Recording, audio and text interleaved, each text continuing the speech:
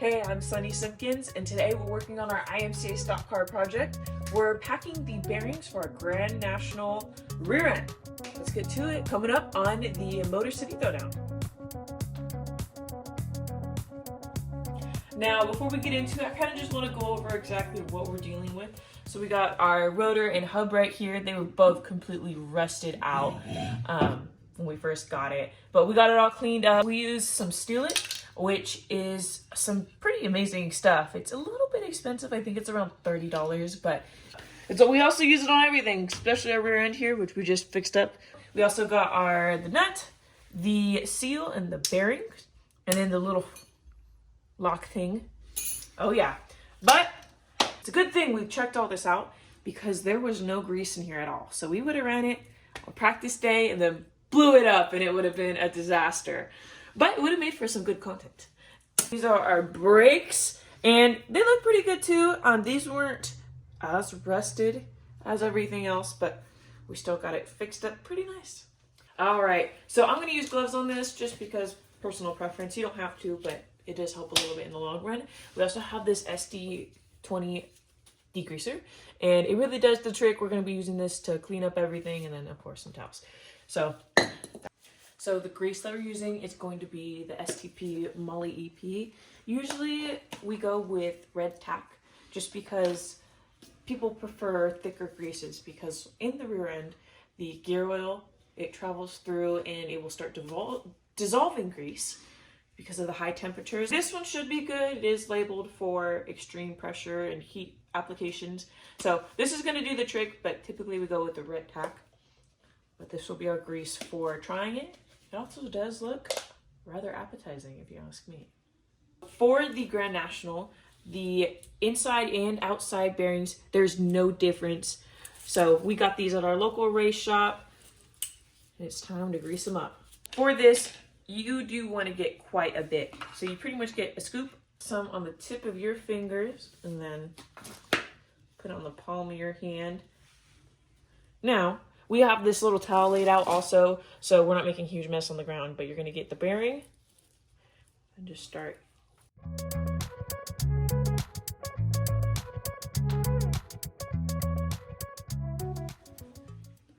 All right, so you don't really want to clean this thing, but just make it look pretty. So I'm trying to get off the excess chunks by just like spinning my finger inside of it. Look at that. Boom. That could be spared. Just making it look more appealing, I guess. Now we're gonna start putting it all in the hub. For this, you need a little bit of grease on just one finger. And we're gonna lightly coat the bearing. You don't want to get this on the top part because that's where the seal goes. You need that thing to stick real good. So just keep it on the silver part right here of the bearing.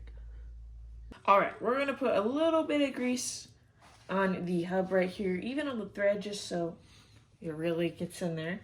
Just gonna lightly put a layer there. Look at that. Perfection. Now it's time to put it all together. So we're gonna take one, we're gonna lightly drop it in here.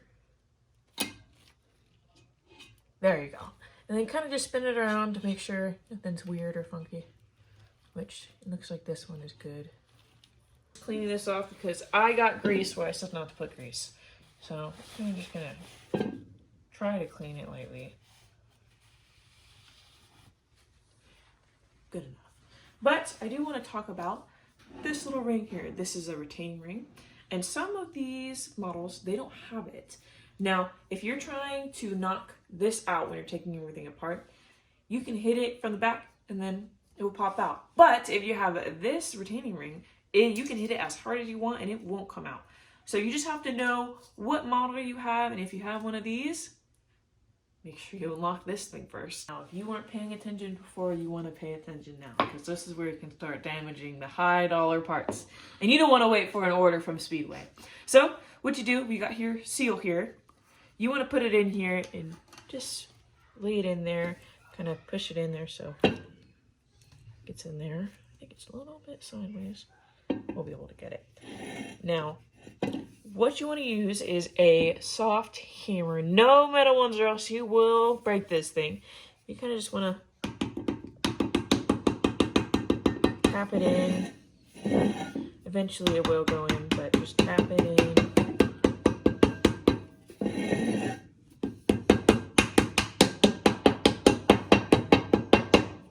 We got a backup bearing, and we're gonna use this to tap it in fully. So just gonna, oh, not like that. And of course, watch your fingers.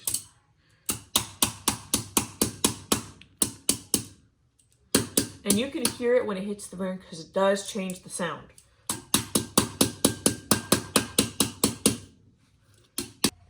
Now, if you look in there, you can see the groove for the ring. Slowly feed this in and just work your way around, putting it on the inside. And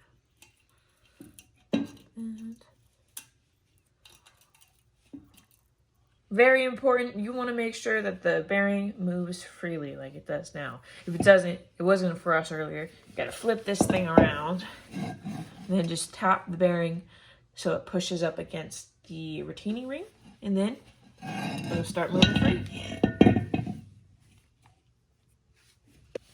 All right, it's time to put this thing on.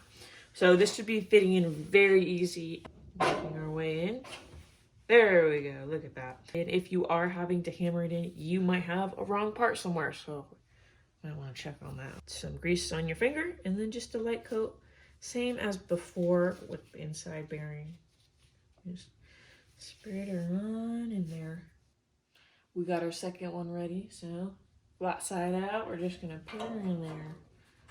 There's a little bit of a technique with this, so when you push it in, you're gonna put your hand all the way surrounding this with all your fingers. Push it in, and then also kind of push in with this too. And then push that on in there. It'll get seated in there. Then what you want to do, make sure you slide this.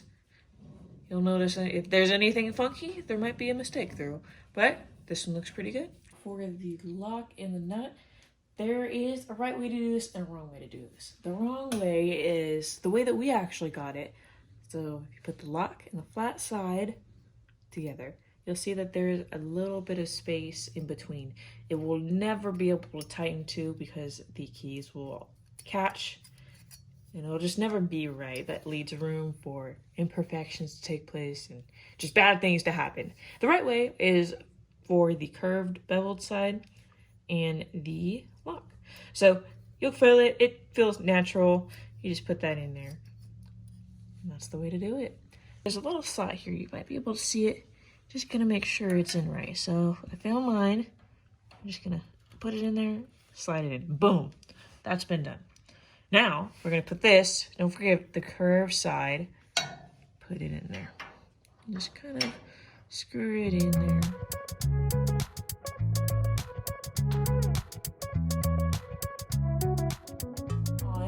When you have it on, to make sure that it's fully on, you wanna kind of just twist this around, push it back and forth. It's not moving. If it is loose and it's moving back and forth, you got something wrong. But it is fully tightened. I used the flathead to tighten it by just putting this on there, going like that, and then slowly tightened up. Now, it is a little bit too tight when I spin it. It's got some tension. You don't want tension because that could bind up the bearing and everything, which is bad.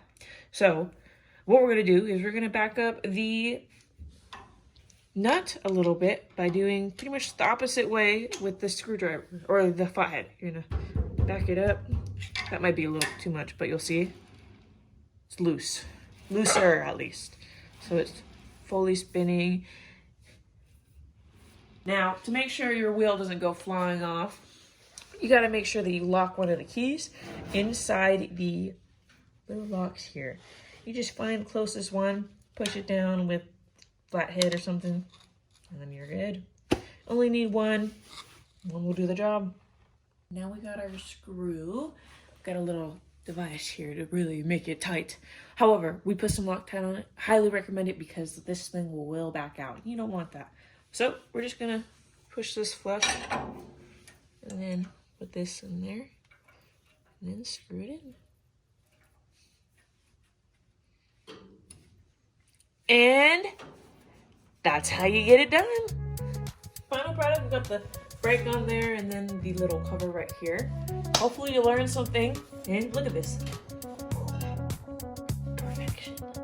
See you on the track.